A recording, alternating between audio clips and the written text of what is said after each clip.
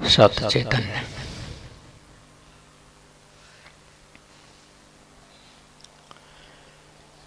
आदमी को दो तीन चीज चाहिए।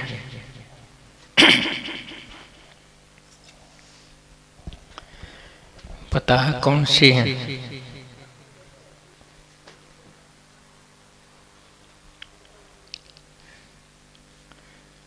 तीन चीज।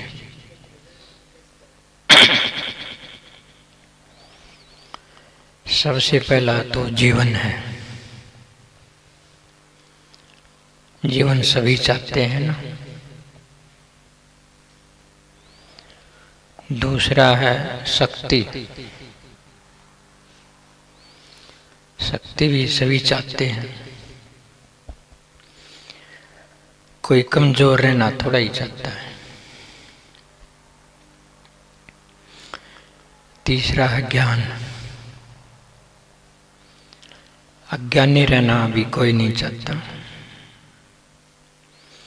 सभी ज्ञानी होना चाहते हैं।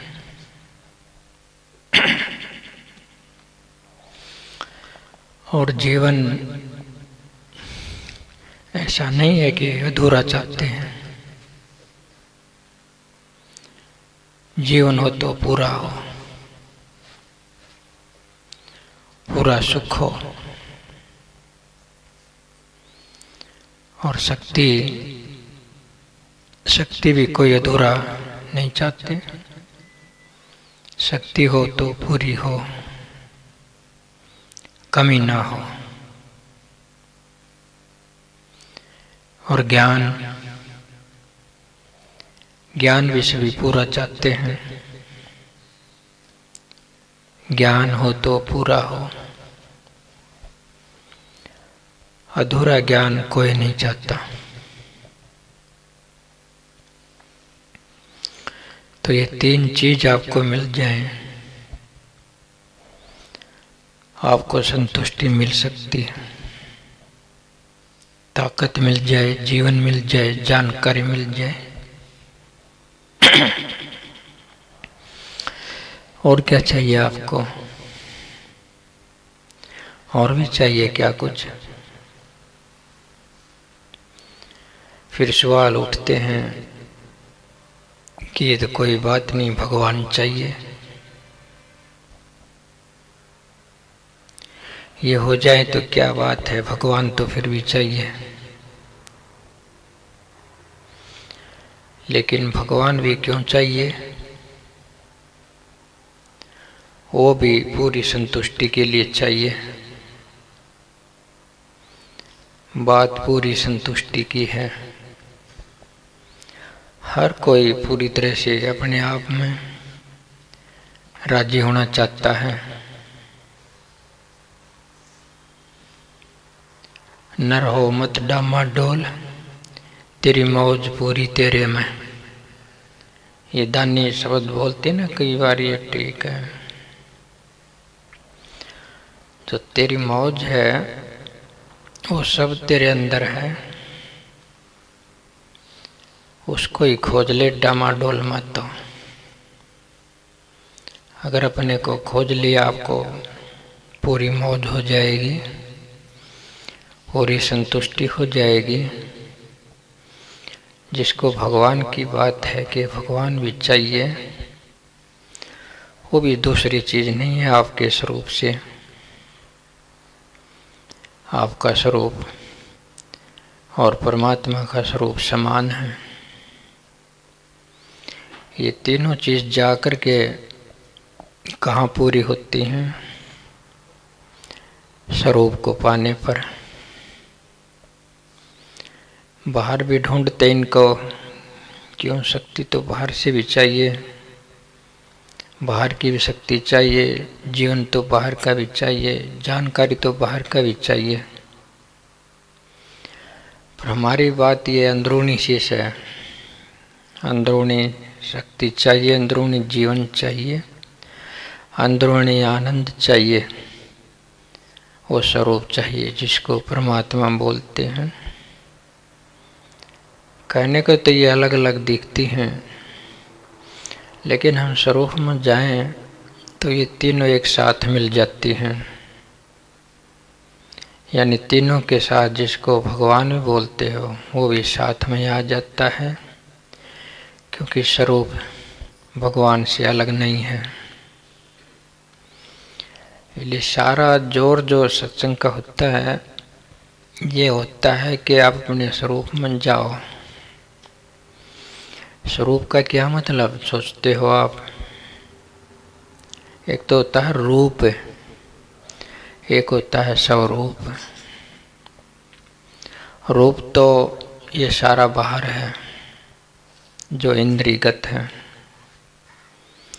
और स्वरूप जो है वो आत्म रूप है, आपकी खुद आत्मा का स्वरूप। एक तो बाहर का रूप है जो आपको दिखाई देता है, सुनाई देता है, आप उसको टच करते हो, आपकी सारी प्रकृति रूप में ही आती है।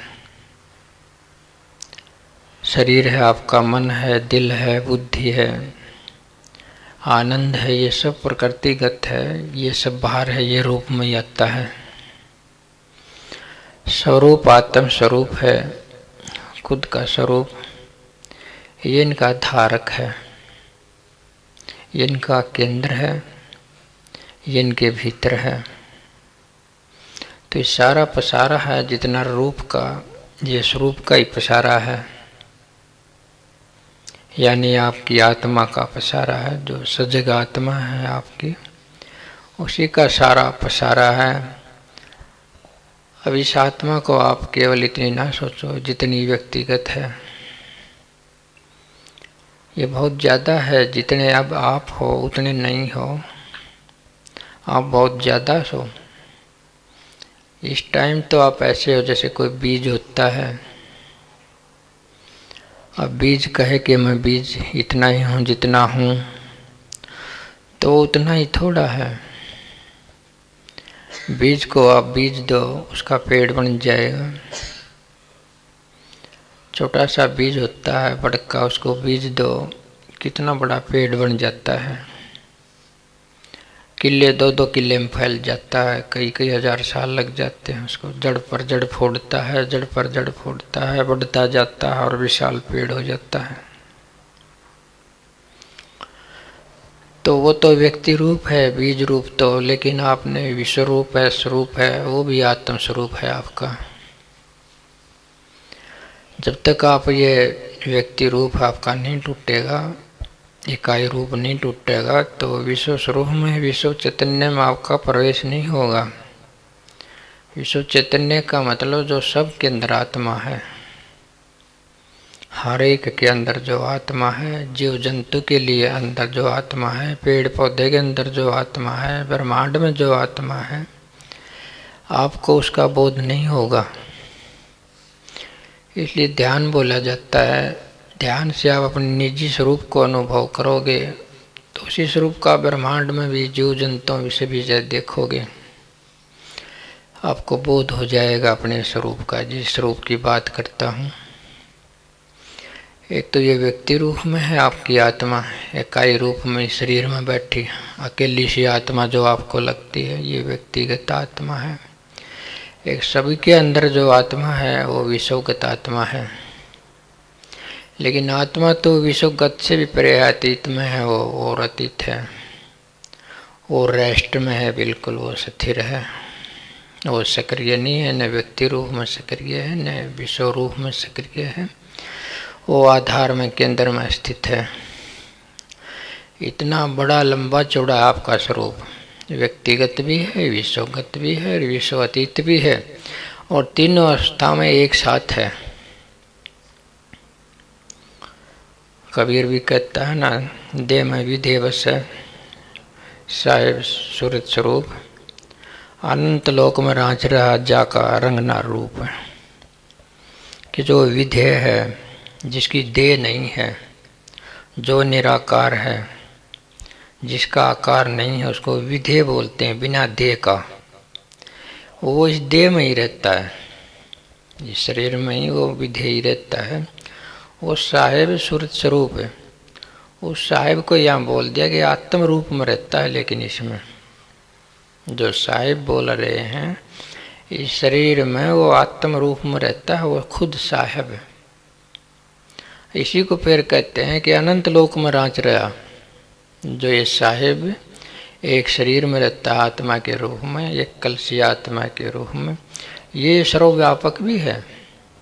वही सर्वव्यापक भी है जहाँ रंगना रूप सारे ब्रह्मांडों में जो रांच रहा है वो आपके शरीर में भी रांच रहा है। तो आपके शरीर में जो ब्रह्मांडों में जो रांच रहा है चैतन्य सचैतन्य, कोई अंतर नहीं है, वो दोनों समान हैं। लेकिन ये बोध की बात है। आप ध्यान करें कभी तो अंदर जाओ तो आपको अंदर ऐसी ऐसी चीज़ें दिखाई दे सकती हैं। आपका जो व्यक्ति रूप है ये टूट सकता है। आप ये बोध कर सकते हो जो मेरे अंदर चैतन्य है वो ब्रह्मांड में भी है। अंदर इतने संवत्सर निर्मल आकाश आप देख सको हो, उनमें शक्तियाँ चलती हुई देख सकते हो, उनमें तारे चांदों को इधर से उधर चलते हुए देख सकते हो, सूरज को इधर से उधर चलते हुए देख सकते हो। आपको बोध हो जाएगा कि चैतन्य का विस्तार बहुत है। जैसे हमारे शरीर में चैतन्य वही सारे ब्रह्मांड में भी है। तो आपको अपने आत्म स्वरूप का बोध हो जाएगा कि ये थोड़ा सा ही नहीं है, ये बहुत ज़्यादा है। लेकिन बात तो और उठती है एक, तो अगर हम पहले रचना से पहले खुद स्वरूप में ही थे तो रचना में क्यों आगे, क्या कारण हो गया? अब ये जद्दोजहद क्यों हो गई दोबारा? जब हम परमात्मा में पहले स्थित थे, परमात्मा में रहते थे, जैसे मछली सागर में रहती हो, तो उस मछली को बाहर मरुस्थल में आने की क्या जरूरत पड़ गई? क्या कारण हो गया? जब आपका स्वरूप पवित्र था, आप आनंद में थे, आप शक्ति में थे, आप ज्ञान में थे, सब कुछ था, तो फिर भी क्या जरूरत हो गई? अब स्वरूप की अवस्था में सारी चीज़ें होती हैं आपके पास। जैसे मैंने जिक्र किया था कि जीवन भी भरपूर होता है, स्वरूप मिल जाए तो वहाँ शक्ति भी भरपूर होती है, अगर जीवन मिल जाए तो वहाँ ज्ञान भी भरपूर होता है, अगर स्वरूप मिल जाए तो। अब तो कहोगे कि अपने स्वरूप को पाने से हमें शक्ति कैसे मिल जाएगी? जो स्वरूप को पा लेता है उसके अंदर, आदमी के अंदर बड़े तूफान उठते हैं, वो नहीं उठ पाते। स्वरूप को पाने से पहले, आत्म रूप को पाने से पहले कोई तमन्ना की आंधी उठ जाती है आदमी के अंदर, कोई इच्छा की आंधी उठ जाती है, कोई अहंकार की, स्वार्थ की आंधी उठ जाती है। आदमी उसको रोक नहीं पाता। लेकिन स्वरूप मिल गया तो उसको रोक सकता है। स्वरूप मिलने पर इतनी चेतनता, इतनी समझ, इतना टिकाऊपन आपके अंदर आ जाएगा। अगर कोई चिंता का तूफान आता है, अहंकार का तूफान आता है, स्वार्थ का तूफान आता है, आप उसको रोक सकते हो। जब तूफान को रोक सकते हैं तो इससे ज़्यादा शक्ति क्या चाहिए आपको? अपने भीतर के तूफानों को रोकने की शक्ति मिल जाए तो इससे कोई बड़ी शक्ति नहीं होती, और बाकी सब रुक जाएगा। अब आनंद है, आनंद भी स्वरूप से पाने से मिल जाता है। वो ऐसी चीज़ है, वो आनंद है, वो जीवन है, वो पाने से और कुछ पाने की इच्छा नहीं रहती, सब पा लिया जाता है। जब सब पा लिया जाता है अंदर के आनंद से, तो और क्या चाहिए? मिल गया पूरा जीवन, पूरा सुख, और कुछ चाहिए ना, संतुष्टि मिल गई। और स्वरूप से ज्ञान भी मिल जाता है। स्वरूप से गहरा और कोई ज्ञान नहीं है। स्वरूप को जान लिया तो सारा जान लिया, क्योंकि सब कुछ के रूप में स्वरूप ही फैला है, या आपका रूप ही, आत्म रूप ही फैला है। इसको जान लिया तो समझो तत्व को जान लिया, तत्व ज्ञान सबसे बड़ा है। और ये सब जान लिया तो भगवान को जान लिया, कोई जरूरत नहीं, पूरी संतुष्टि हो जाती है। लेकिन जब ये संतुष्टि हमें पहले ही थी, हम पहले ही ब्रह्म में स्थित थे, परमात्मा में स्थित थे, ऐसा क्या हो गया कि हमने रचना माना पड़ गया, इस काल के जाल माना पड़ गया, इस कर्म के जाल माना पड़ गया, इस जीवन के जाल माना पड़ गया, इस आने जाने जीने मरने के चक्कर माना पड़ गया? क्यों आना पड़ गया? कारण तो नहीं होना चाहिए जब हमें पहले ही सब कुछ प्राप्त था। सब कुछ प्राप्त था तो और प्राप्त करने को था भी क्या? और कुछ प्राप्त करने को नहीं था तो हम क्यों आ गए? सवाल उठाते ना ये सभी कि भगवान के पास हम थे, बड़े खुश रहते थे, अंशों के रूप में वहाँ थे, पवित्र थे, शुद्ध थे, स्वतंत्र थे, आज़ाद थे, सब तरह से ठीक ठाक थे, क्यों आ गए? क्या कारण हो गया? इसके लिए अनेकों कारण बताए गए हैं। दार्शनिक लोग हैं, वो अलग अलग अपने कारण बताते हैं, ऐसा नहीं कोई एक ही कारण बता देता है। हम एक दार्शनिक हैं यहाँ, इसी टाइम के दार्शनिक हुए हैं। उन्होंने कहा कि आत्मा ठीक है, समुद्र में थी, ब्रह्म में थी, आनंद में थी, लेकिन उसको वो आनंद महसूस नहीं होता था। उसको वो आनंद महसूस नहीं होता था जैसे मछली सागर में हो, सदा से सागर में ही हो, उसको ठंड महसूस नहीं होगी, उसको सारी चीज़ अपने आप मिल जाती हैं, कोई तंगी कोई अभाव भी नहीं होगा। तो उस मछली को क्यों न एक बार मरुस्थल में छोड़ दिया जाए। सागर की मछली को समुद्र से निकाल के मरुस्थल में रेत में, तपते रेत में डाल दें तो वो तड़पेगी तो उसको याद आएगी समुद्र के पानी की, ठंड की, उसकी जो उसके अपने आप सब मिल रहा था, उसका अभाव हो जाएगा। जिस चीज़ का अभाव हो जाए उसके प्रति आकर्षण हो जाता है, वैल्यू का पता चल जाता है। जैसे 24 घंटे लाइट रहे तो उसकी वैल्यू का पता नहीं चलता, लाइट चली जाए तभी उसका वैल्यू का पता चलता है, 1-2 घंटा चली जाए तो ये जो ऐसी जो दलील देते हैं ये ओशो महाराज है कि परमात्मा ने ऐसा किया कि तुमको परमात्मा का बोध हो जाए, परमात्मा का ज्ञान हो जाए, तुमको परमात्मा से बाहर निकाल दिया कि परमात्मा का बोध हो जाए, जो तुम आनंद ले रहे थे उसका बोध हो जाए। जलन में जाओगे तो ठंड का भी बोध होगा। तुमको जलन में इसलिए डाल दिया कि तुमने जो है वो जो ठंड का बोध हो जाए, और उस ठंड के लिए दोबारा फिर तड़पो, दोबारा फिर तड़पो, तपस्या करो, भक्ति करो, गुरु के पास जाओ, सत्संग सुनो, अच्छे कर्म करो, दान करो, पुण्य करो, फिर वहाँ जा सकते हो।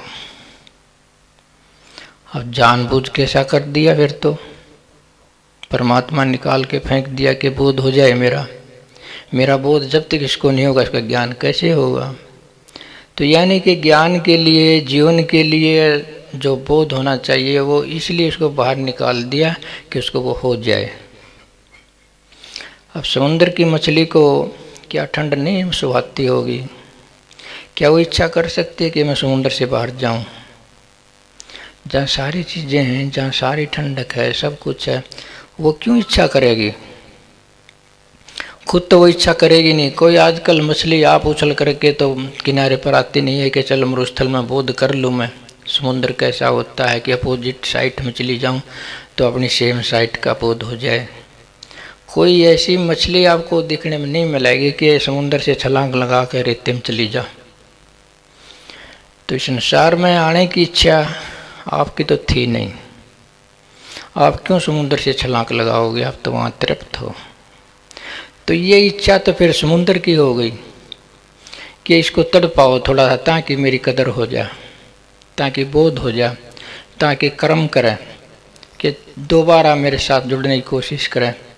अब इस तरह की ये कल्पनाएं हैं, सारी की सारी कल्पनाएं हैं कि समुद्र से बाहर मछली को इसलिए निकाल दिया कि वो समुद्र का बोध करें, समुद्र का पता चले कि समुद्र कैसा कैसा होता है। अगर उसी में रहे तो उसका बोध नहीं हो सकता, वो समुद्र में रहते हुए अज्ञानी रहेगी। उसको समुद्र का ज्ञान कराने के लिए समुद्र ने मछली को मरुस्थल में फेंक दिया। क्या आपको इसी तरह से फेंका गया? फिर इस तरह से नहीं फेंका गया है। ये तो कुदरतन मार्ग है, उसके बारे में फिर बताऊंगा मैं, लेकिन इस तरह से नहीं है जैसा ये बताया गया है कि तुम समुद्र में थे, सुखी थे, आनंद थे, सब कुछ अपने आप मिल रहा था, ऑटोमेटिक सब कुछ हो रहा था, और आपको जानबूझ के बाहर निकाल के फेंक दिया कि बोध हो जाए इसको। देखो, जिसको सुख हो भीतर का, जिसको आनंद हो भीतर का, वो उसको अनुभव नहीं होता है क्या? वो दुख में ना जाए तो भी अनुभव होगा। वो तो दुख में न भी जाए तो अंदर का आनंद जो व्यर्थ नहीं होता है, अंदर का सुख व्यर्थ नहीं होता है, वो तो फिर भी महसूस होता है। अगर चेतनता ना हो तो महसूस नहीं होगा, अगर चेतनता होगी तो महसूस होगा। चेतनता ला दो उसके अंदर तो कोई बात नहीं, अगर ना हो तो बोध हो जाएगा, बाहर निकाल दो बोध हो जाएगा। ये ऐसी बातें कुछ नहीं है कि ये कोई कारण नहीं है कि परमात्मा के बोध के लिए तुमको परमात्मा से बाहर निकाल दिया, उल्टी बात है ये। एक और आता है समझाने के लिए, राधा स्वामी मत के स्वामी दयाल जी हुए हैं, राधा स्वामी मत के चलाने वाले शिव दयाल महाराज। सूरत और स्वामी का संवाद आता है, आपसी वार्तालाप। सूरत स्वामी से प्रश्न करती है, ये सारवचन में लिख रखा है, यानी आत्मा परमात्मा से सवाल करे कि परमात्मा हम तो निर्मल थे, हम तो हंस थी, हमें किस चीज़ की ज़रूरत नहीं, बड़े आनंद में थे, बड़े सुरक्षित में थे, आपके लोक में थे, सतलोक में थे, आपको हमें काल के हाथ में क्यों सौंप दिया? ये हम दुख उठा रहे, तड़प रहे, पता नहीं आपसे मिलने के लिए दोबारा क्या कर रहे हैं, ये दुख में क्यों डाल दिया, क्या कारण है? कहने लगा काल ने युगों तक एक टांग पर खड़ा होकर तपस्या करी। काल ने, काल महाराज ने, कोई ऐसा काल बताते हैं जो सबको खाता है, सबको मारता है, सबको तंग करता है, ऐसा कोई काल की कल्पना है। लेकिन काल कुछ नहीं, समय को ही काल कहते हैं, परिवर्तन को काल कहते हैं। ऐसा कोई ऐसा नहीं है बड़े बड़े जबाड़े वाला और भयंकर विशाल काय कोई काल होता है, ऐसा कुछ नहीं है। ये समय ही है, ये परिवर्तनशीलता, ये काल है, ये समय है। तो उनके अनुसार तो कोई ऐसा बहुत भारी भयंकर राक्षस था, काल था, उसने एक टांग पर खड़ी होकर अपना जो तपस्या करी स्वामी की, परमात्मा की। अब परमात्मा प्रकट हुए, जैसे देवता प्रकट हो जाए किसी के सामने। अब परमात्मा को सर्वव्यापक भी बोलते हैं और वो कहते हैं एक आदमी की तरह से सामने प्रकट हो गए, बोल क्या चाहिए? आकाश से किसी के सामने प्रकट कैसे होगा एक रूप में? ये तो आकाश से आकाश ही रहेगा। ये तुम्हारी प्रार्थना सुनता, न तपस्या सुनता, न तुम्हारी भक्ति सुनता, कुछ नहीं सुनता। एक काम करता, तुम्हें स्वतंत्र रखता, कुछ भी करो। इसमें स्वतंत्र रखने का मतलब है तुम सीख लो। तो वो काल महाराज ने युगों तक तपस्या की, एक टांग पर खड़ा होकर। तो स्वामी प्रकट हुए। स्वामी कहने लगे बोलो क्या चाहिए?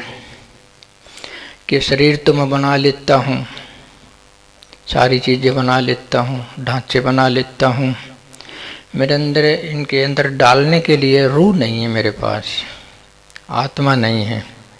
जीव आत्मा मेरे पास नहीं कि मैं शरीर बना दूं और उनके अंदर डाल दूं, उनको चालू कर दूं, प्राणी बना दूं, शरीरधारी। तो मेरे को आत्माएं दे दो। अब भक्ति करी है, तपस्या करी है युगों तक, अब ब्लैक मेल में आ गए स्वामी जी, चलो मैं तेरे को रूह दे देता हूँ बदले में। अब तपस्या के बदले में आपको दिया गया है। काल ने दयाल की करी भक्ति और दयाल ने दया में आकर काल को तुमको दे दिया, तुमको उल्टा दुख में डाल दिया। ये काल की भक्ति का रिजल्ट है, ये काल की तपस्या का रिजल्ट है कि तुम यहाँ आ गए उस लोक से निकल के। ये वर्णन इस प्रकार का है। लेकिन रूह ने, आत्मा ने फिर कराया एक प्रश्न कि महाराज दोबारा ऐसा कर दोगे तो क्या होगा? फिर एक बार तो आपने कर दिया, उसकी तपस्या में आके ब्लैकमेल हो गए आप, तपस्या के बदले में हमको दुख दे दिया, आप भी सुख ले लिया, काल ने भी सुख दे लिया और हमें दुख कर दिया। ऐसा दोबारा कर दिया तो कहने लगे ऐसी गलती फिर नहीं करूँगा। अब परमात्मा जिसको वो बोलते हैं ना, परमात्मा ऐसा बोल रहा है कि ऐसी गलती फिर नहीं करूँगा। इन बातें व इन चीज़ा व मत के मत चले हुए अंधाधुंध।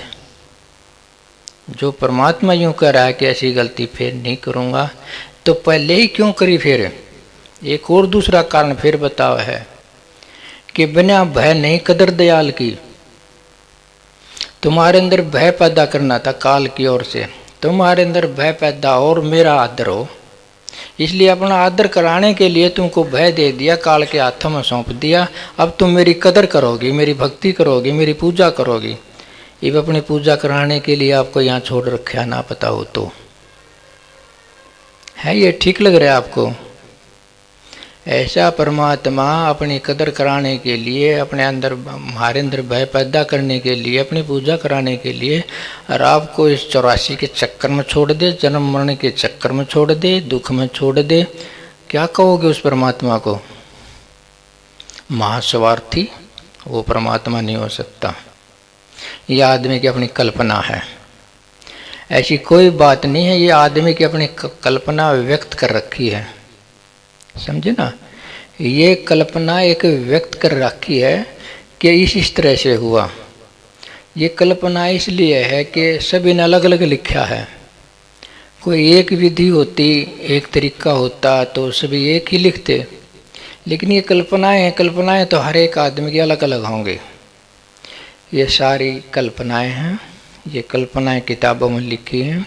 लोग इन कल्पनाओं की भक्ति करते हैं, इनमें डूबे रहते हैं, इनके अनुसार कर्म कांड करते हैं। एक कबीर साहब के मत से की बात बताऊं कि कैसे आ गए आप इस संसार में। कि पहले जो है अंधकार था, कबीर साहब सतलोक में बैठे थे तख्त पर। कबीर साहब के मन में आ गया कि रचना करूं, और उसने क्या करा? फिर उसने एक अंड बना दिया। अंडा, बहुत बड़ा अंडा, ब्रह्मांड जितना मोटा अंडा बना दिया कबीर साहब ने। और उसको फोड़ दिया, उसमें तो ब्रह्मा निकल आया, ब्रह्म निकल आया, ब्रह्मा निकल आया, विस्तार हो गया सारा। फिर क्या किया? उन्हें माया रच दी कबीर ने। अंडा रच के उसमें से निरंजन ज्योत, निरंजन जिसको ब्रह्म काल बोलते हैं, वो उस अंडे के अंदर से निकल आया। तो कबीर ने रचना के लिए एक और काम कर दिया कि माया और रच दी। माया मतलब वो किसको बोलते हैं? दुर्गा को। दुर्गा शक्ति है ना, जो दुर्गा शक्ति बना दी उन्होंने, आदि शक्ति। वो दुर्गा और बना दी उसने। वो दुर्गा का दूसरा नाम लेते हैं वो प्रकृति। जो सारा जितना विस्तार है ना सारे ब्रह्मांड का, ये कितनी बड़ी धरती है, तारे हैं, चांद हैं, सूरज हैं, और पता नहीं क्या क्या हैं, आकाश गंगा हैं, और भीतर भी इतने और ब्रह्मांड हैं, इन भीतर भी और भी इतने ब्रह्मांड हैं, ब्रह्मांड ब्रह्मांड हैं। ये सारे दिखाई देने वाले, सुनाई देने वाले, सूक्ष्म रूप से, प्रकट रूप से, ये सारी प्रकृति है। इस प्रकृति को वो दुर्गा बोल रहा है, माया शक्ति। तो शुरू में तो ये जो माया शक्ति ये बाहर दिखाई दे रही है, ये औरत के रूप में प्रकट हुई थी, इसलिए प्रकृति को औरत बोलते हैं। औरत को प्रकृति बोलते हैं, आत्मा नहीं बोलते औरत के। तुम राज्य में बैठोगे तुम आत्मा हो। शास्त्रों में तुमको आत्मा नहीं कहा गया, तुमको प्रकृति कहा गया, जड़ प्रकृति औरत को। तो वो औरत कहते हैं, लिखा है उसमें ज्ञान गंगा में लिखा है, ये उनकी जो रामपाल जो महात्मा संत हैं उनकी व्याख्या में है ये। तो वो बहुत सुंदर थी वो प्रकृति जो दुर्गा थी, तो उस पर वो ब्रह्मा मोहित हो गए। ब्रह्मा मोहित हो गए तो ब्रह्मा उसके साथ छेड़छाड़ करने लग गया, बलात्कार करने लग गया। जो दुर्गा थी ना वो डर के उस ब्रह्मा के पेट में ही बढ़ गई उल्टी। देखो इनकी कल्पनाएं, कपोल कल्पनाएं। ये किस तरह से तुम इस सृष्टि में आए, ये सारी कहानी लिख रखी, मूर्ख बना गए। इनको बोलते हैं तत्वज्ञानी, कल्पना ज्ञानियों को। तो वो उल्टी बढ़ गई उसके पेट में, ब्रह्मा के में, ज्योत निरंजन के में। तो फिर उसने भीतर पेट में बढ़कर प्रार्थना करी कबीर साहब से, हे कबीर साहब मेरे को छुटाओ, बनाते दिया ही तो मन मारेगा। उसके शरण पेट में ले ली। कबीर साहब फिर प्रकट हुए, प्रकट हुए थे पेट के अंदर से, फिर निकाल दिया उसको पेट के अंदर से निकाल कर दुर्गा को और उनको दंड दे दिया दोनों को। 21 ब्रह्मांड देकर उनको सतलोक से बाहर निकाल दिया। जैसे हम अपने किसी पुत्र को थोड़ी बहुत धन संपत्ति देकर घर से बाहर निकाल दे या दाखिल खारिज कर दें, तो उसने जो है सतलोक से बाहर निकाल दिया। 21 ब्रह्मांड दे दिए उसको, ज्योत निरंजन को, जिसको वो काल कहे हैं, और उस दुर्गा को। और 16 शंख दूर निकाल दिए। 16 शंख दूर कितनी दूर होता है? 16 शंख कोश, इकाई, दहाई, सैकड़ा, हजार, लाख, 10 लाख, करोड़, 10 करोड़ शंख, 10 शंख, पदम, पदम 10 पदम, शंख 10 शंख। ये भी इतनी दूर जाके ये संख्या बनती है। अरबों खरबों से परे जाकर इतनी दूर कोस निकाल दिए वो दोनों जने। और वहाँ आकर के फिर उन्हें फिर यह जीवों की जो है सृष्टि की, तुम हम बनाए। और साथ में एक श्राप भी दे दिया कबीर ने कि जा, तेरे अंदर इतनी काम वासना है तो तू यूं करेगा, क्यों रचना करने का जब मैं तेरे ऊपर आ गया यूँ, और तुम रोज डेली 1.25 लाख जीव पैदा करेगा। 1.25 लाख जीव पैदा करेगा और 1 लाख खुद खावेगा। ये वरदान देकर न ये ना श्राप देकर के उनको वहाँ से सतलोक से निकाल दिया। अब तुम श्राप के कारण आए हो, समझ गए इस बात ने? श्राप मिला हुआ है, तुम इसलिए आड़ा आ गए। सतलोक से बाहर निकल के ये महात्माओं की वाणी है, और लोग इनके पीछे अंधाधुंध पड़ रहे हैं कि देखो कैसा ज्ञान लिख रखा है, कि कैसा तत्व ज्ञान लिखा है। तो इसे मैं रचना में आने की तुम्हारी कहानियां सुना रहा हूं मैं। एक और कहानी आती है शिव पुराण में। शिव पुराण की क्या कथा है कि पहले अंधकार ही अंधकार था और कुछ नहीं था। निराकार था, न जल था, न थल था, न और कुछ था, न धरती थी, आकाश न तारे थे, चांद थे, कुछ नहीं था, खाली एक अनंत अंधकार था। अरे अखंड अविनाशी ब्रह्म था। उस ब्रह्म के मन में आया कि मैं एक से अनेक हो जाऊं, मैं एक से अनेक हो जाऊं।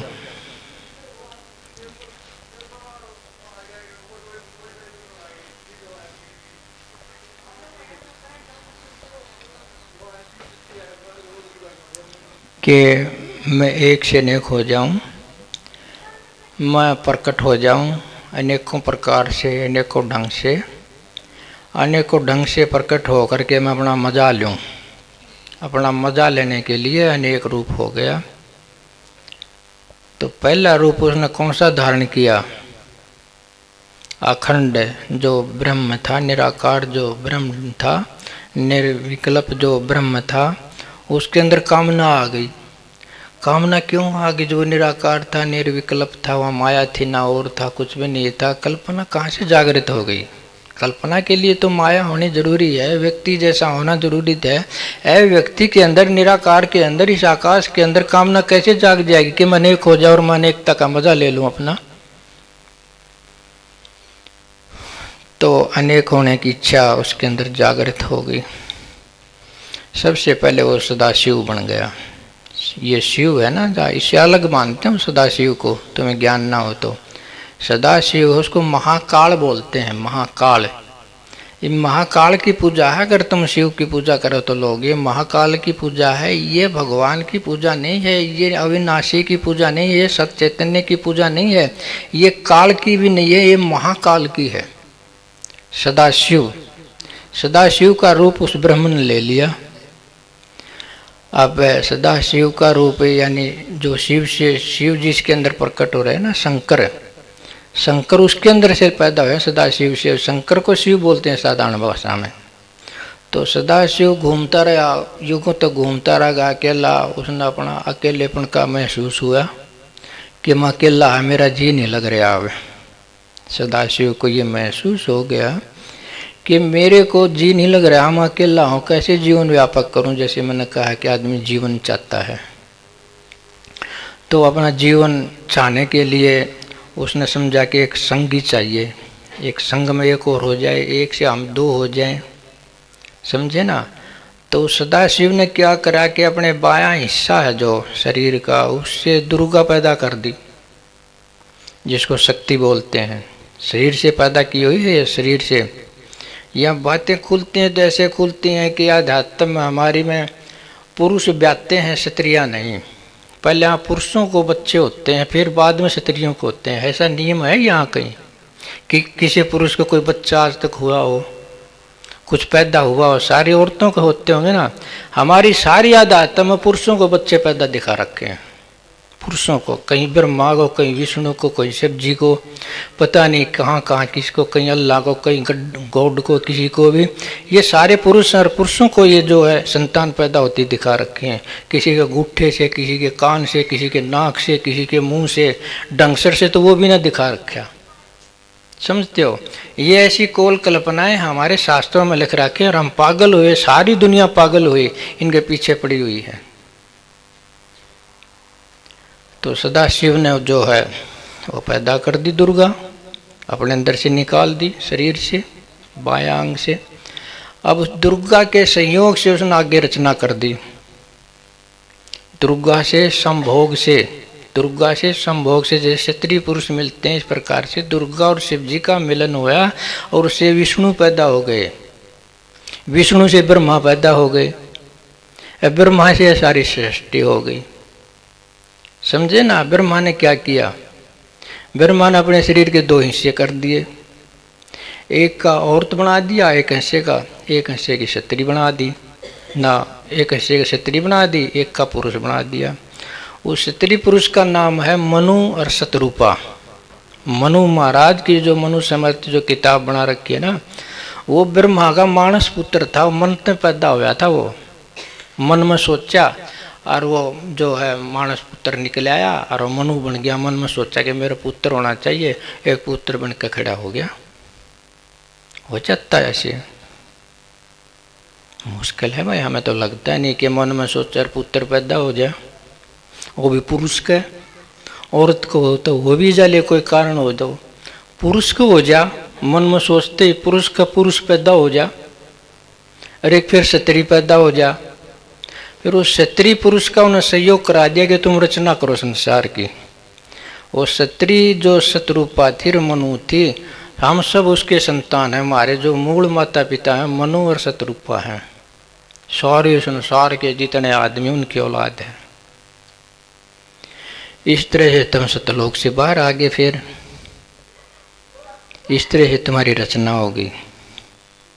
लेकिन ये रचनाएं जो सतलोक से बाहर आने की हैं, ये ठीक लगती हैं कि आपको नहीं? आपकी तो इच्छा नहीं आने की, आपको धकेला जा रहा है अपने मतलब में, कि अपने स्वार्थ में, कि अपनी कल्पना में। और ये ऐसा कुछ भी नहीं है। ये जो लिखने वाला उसकी कल्पना है सारी। ऐसा कुछ नहीं हुआ जैसा लिख रखा है, लेकिन ये सारी कल्पना है, सारी की सारी कल्पना है। इस कल्पना के अधीन हम सब पढ़ते हैं। इस कल्पना के अधीन सारे धर्म चले हुए हैं, सारे पंथ चले हुए हैं, सारे के सारे पाखंड और पूजा चली हुई है। तो इस प्रकार आप कितना भी विस्तार देखें रचना के बारे में, यूं ही होता आया है। इस प्रकार तुमको वहाँ से जहाँ आपको स्वरूप प्राप्त था, पहले ही जो स्वरूप आप प्राप्त था, जो आपको चाहिए, अब भी वो पहले ही खुद प्राप्त था आपको, लेकिन आपसे छीन लिया गया। छीन इसलिए लिया गया कि तुमको दूर इसलिए खड़ा कर दिया कि 16 शंख कोस की दूरी पर इसलिए खड़ा कर दिया कि बीच में फिर गुरु चाहिए। अगर तुमको इतनी दूर खड़ा ना करे, बीच में काल कूल अंधकार के चक्कर ना छेड़ा, तो गुरु की क्या जरूरत है? तुमको सीधा यूं ही कह दे कि भाई तुम परमात्मा की मौजूदगी हो, तुम परमात्मा का ही रूप हो। जब तुमने ये पता चल जाएगा कि हम परमात्मा का ही रूप हैं, तो आपके लिए रास्ता कौन सा बचेगा परमात्मा से मिलने का? आपको मैं कह दूं कि आप परमात्मा की मौजूदगी हो, आपके रूप में परमात्मा ही है, तो आपका परमात्मा का तो संबंध भी नहीं रहा। आप परमात्मा ही हो गए तो परमात्मा से संबंध की कौन सी बात हो गई? आप परमात्मा ही हो। सिर्फ एक ही काम करना, अपना रूपांतरण करना है, अपने आप में ठहर जाना है। ठहर गए तो इसमें कौन सी विधि पाओगे? आप ठहरने की विधि कौन सी पाओगे? ठहर जाओ, अपने आप में सीधी बात है। लेकिन बीच में इतनी दूरी खड़ी कर दी कि बीच में इतने लोग हैं, 21 ब्रह्मांड हैं, काल हैं, अंदर जो हैं डाकण हैं, शाकण हैं, राक्षस हैं, बड़े बड़े काल हैं, अंधकार हैं, वो तुमको परमात्मा के पास नहीं जाने देंगे। वहाँ तुम्हारी ज्योति जलती नहीं है, बुझ जाती है उस मंडल में जाने से। अब वहाँ गुरु की जरूरत पड़ेगी, गुरु नहीं हुआ तुम नहीं मिल सकते। अब इतनी दूरी फिट कर दी तुम्हारे बीच में, ये जानबूझ के कर दी। ये पेशेवर लोग होते हैं जो अपने अहंकार की पूजा कराते हैं, अपने स्वार्थ की पूजा कराते हैं, अपना नाम चलाना चाहते हैं। ये परमात्मा और आपके बीच में दूरी फिट कर देते हैं। बस दूरी फिट कर ही इनका काम चले, दूरी ना हो तो कैसे चलेगा। एक फिजिक्स आती है, क्वांटम फिजिक्स, साइंस एक विज्ञान। उसमें एक पदार्थ है, ये जैसे कण है ना माटी का, ये पदार्थ है, इसके अंदर सूक्ष्म कण हैं, बहुत सूक्ष्म कण हैं। वो मशीनों से दिखाई नहीं देते, वो आँखों से भी दिखाई नहीं देते, वो दिखाई देते ही नहीं। सब उनके इफेक्ट जो हैं वो प्रतीत होते हैं। इफेक्ट जैसे लाइट है, मशीन में दिखाई नहीं देती, लेकिन मशीन तो घूमती हुई दिखाई देती है। मशीन घूमती हुई दिखाई देती है तो हम कह देते हैं इसके अंदर कोई पावर है जो इसको चला रही है। उस पावर को हम लाइट बोल देते हैं, इफेक्ट को देख करके। तो इसी प्रकार जो इफेक्ट को देख करके वो कण है, पता लग जाता है उनका कि कोई चीज़ है जो इफेक्ट दिखा रहे हैं, जो असर दिखा रहे हैं। दिखाई नहीं देते, असर दिखा रहे हैं। इस आधार पर वो कण उन्होंने खोजे हैं। वो कण कैसे हैं? वो कण ऐसे हैं कि ये एक कण यहाँ है ना, वो कण वैसा ही कण लाखों कोस दूर हो। वो जो एक कण जैसा यहाँ है, ऐसा ही कण जो लाखों कोस दूर हो। और यहाँ वाले कण को हम थोड़ा टच कर देना तो वो भी साथ में टच हो जाता है। अगर यहाँ उस कण पर दबाव डालें तो साथ में वो भी दब जाता है। और उस कण से कितने करोड़ों अरबों मील दूर हो, एक साथ पड़ता है। उस दबाव में कोई टाइम नहीं लगता। टाइम लगे ना थोड़ा बहुत, भाई यहाँ दबाया है तो वहाँ दबने में थोड़ा टाइम तो लगना ही चाहिए, लेकिन ये टाइम नहीं लगता है। बीच में उनको स्थान ही नहीं है, चाहे दूर कितने भी हैं, बीच में स्थान फिर भी नहीं है। यहाँ से हमने कण को दबाया तो साथ में वो भी दब गया। यानी वो दूसरा कण जो है हजारों कोस दूर, उस कण की मौजूदगी है जो यहाँ कण है, उसको दबाते ही साथ में वो भी दब गया। वो उससे अन्य नहीं है, वो भी वही है। जो 1000 कोस दूर है वो भी वही है, जो यहाँ ये भी वही है। यहाँ से हमारा एक सिद्धांत निकल आता है कि अनेकपण के होते हुए भी एकपण है। दोनों कण अलग अलग प्रतीत होते हैं लेकिन दोनों एक भी हैं, क्योंकि एक के दबाते दूसरा भी दब जाता है। समय नहीं लगता। समय लगता हो तो भी हम कह देंगे थोड़ा सा भिन्न है, थोड़ा सा अलग है। समय लगता ही नहीं है, उसी टाइम दब जाता है, दबाते ही जो वो दबाया। तो इस सिद्धांत को हम लें तो इसको आपके अंदर अनुभव के लिए कहूँ कि एक उदाहरण के रूप में कि आप भी परमात्मा ऐसे ही हो जैसे वो कण एक दूसरे से मिलते जुलते हैं, एक हैं। आपके ऊपर कोई दबाव पड़ता है तो परमात्मा भी दबाव पड़ता है। ये आपको प्रतीत होता हो चाहे ना होता हो। आप भी जो परमात्मा कोई बड़ा कण ला लो, अपने को छोटा ला लो, वही कण वो है और वही कण वो है। सदृशता है, बिल्कुल कोई भी दूरी नहीं है। ये तो आप ध्यान में भी अनुभव कर सकते हो। ध्यान में भी अनुभव कर सकते हो। जब ध्यान करोगे ना, भीतर जाओगे, कभी कभी ऐसा मौका मिल भी जाए तो अंदर आकाश है, आकाश में चैतन्य है, अनेकों आकार प्रकार है। मैंने आकार प्रकार के वहाँ चैतन्य मौजूद है, सीधा आकाश में भी मौजूद है, अनेकों जो ज्योति के पिंड हैं उनमें मौजूद है। जो तुम पर कोई अगर कोई प्रेशर आ गया ना ध्यान में भीतर जा करके, उसी समय विश्व चैतन्य पर आ जाता है। उसी समय विश्व चैतन्य पर वो साइन आ जाएगा जो तुम पर आया है। तुम्हारे आने से पहले आ लेता है, उस पर आने से पहले तुम पर भी आ लेता है। इस प्रकार अनुभव तुम करोगे भीतर, जैसी तुम्हारी इच्छा वैसी परमात्मा की इच्छा, जैसी परमात्मा की इच्छा वैसी तुम्हारी इच्छा। ऐसा भीतर जाके बोध कर सकते हो, यहाँ नहीं कर सकते। इसलिए ध्यान की बातें मैं कई बार कहता हूँ कि तुम्हें पता चल जाए, आपका इकाई रूप टूट जाए कि इस तरह से कि हम इतने ही नहीं हैं, हम बहुत ज़्यादा हैं, हम स्वरूप से बहुत ज़्यादा हैं। हम इतने ही नहीं, हमें अपने आप को खोलना चाहिए। खोलोगे तो आप बहुत बड़े हो, अनंत स्वरूप है आपका।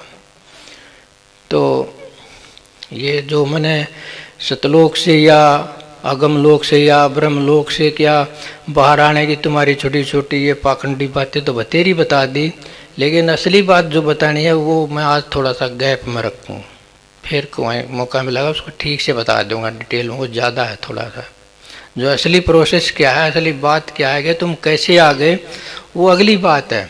यहाँ तक समझाने की बात नहीं थी कि इस तरह से नहीं आए तुम, तरीका कुछ और है, कुछ और स्वाभाविक तरीका है, उसके अधीन होकर के तुम आए हो। ये अस्तित्व का और कुछ नहीं है, फैलना और सिकुड़ना है, और कुछ नहीं है। फैलना सिकुड़ना ये स्वाभाविक है, स्वाभाविकता के नीचे चेतनता भी है। वो चेतनता और स्वाभाविकता नीचे एक और प्रोसेस है, वो संभोग का प्रोसेस बोलते हैं। वो सृष्टि में भी है और ये व्यक्ति में भी है, जीव जंतु में ही है। ये इतना हिंट तो मैंने दे दिया, लेकिन फिर बाद में अच्छी तरह से खोल दूंगा इसको, ठीक है ना। तो इतना ही समझ लो कि इस तरह से नहीं आए तुम। अपना जो कर्म करके अपना बदलाव कर लिया करो, अपने आप में ठहर जाया करो, जब तुम असलियत का पता चल जाएगा। ये जो पाखंड है ना, किताब और पुस्तकों के रूप में, इनका ज्ञान हो जाएगा। इनको पढ़ोगे तो तुम्हें ज्ञान हो जाएगा कि ये गलत लिख रखा है। करने नहीं करोगे ना तो पता नहीं चलेगा, करने से ही पता चलेगा कि ये पाखंड लिख रखा है।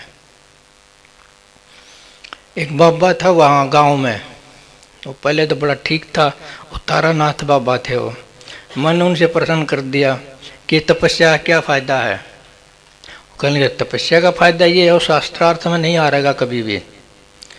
पढ़े लिखे तो नहीं थे वह, लेकिन उन्होंने जवाब बड़ा फिट दे दिया कि जो तपस्या कर लेगा, मतलब जो करनी कर लेगा, उसको ज्ञान हो जाएगा। वो शास्त्रार्थ में कभी हार नहीं सकता किसी से, वो अपना डायरेक्ट अनुभव हो जाएगा, डायरेक्ट बताओ होगा, उन्हें किताबों की जरूरत नहीं है। तपस्या करने का ये फायदा है, इसलिए तपस्या करोगे तो सब कुछ आप बोध होता चला जाएगा, आपको ज़्यादा जरूरत नहीं पड़ेगी, थोड़ी सी करनी कर लिया करो, ठीक है। सत्संग सुनने का मतलब यही है। 2 टाइम अपना मार के पलोथी बैठा करो, मगन होकर स्वरूप मिल जाएगा। स्वरूप मिल से ही आपको पूरी शक्ति मिल जाएगी, पूरा जीवन मिल जाएगा, पूरा ज्ञान मिल जाएगा। आप अपने को नियंत्रण में करने लगोगे, अपने मन को, अपने शरीर को, अपने शरीर को, मन को, तन को, सारी चीज़ों को नियंत्रण में करोगे तो ताकत नहीं मिल गई आपको, ताकत मिल गई। और किस चीज़ का नाम है ताकत? किसी को मारना तो रोड़ना थोड़ा ही ताकत है, ये तो कुछ और है। ताकत तो अपने आप को कंट्रोल करने में है। तो ध्यान कर लो अपना, सारी बात हो जाएगी, ठीक है। सचेतन।